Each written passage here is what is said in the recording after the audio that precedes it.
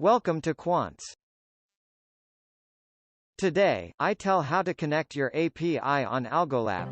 An API known as Application Programming Interface. API helps to integrate between Kite and Kuants so that your trading would go smoothly.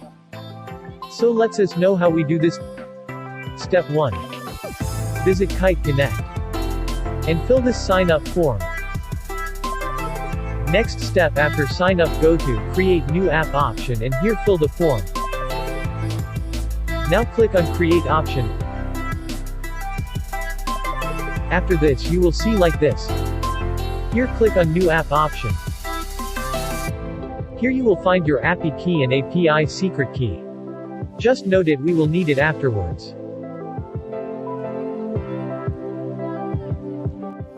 Now visit Algolab. So this is a dashboard of Algolab. Here just click on your profile option given on right top side corner.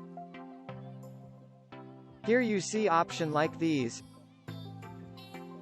And here you are required to fill these details. Your user ID, your PIN,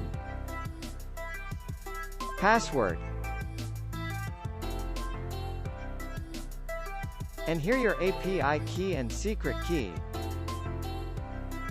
Now click on Save button. And done.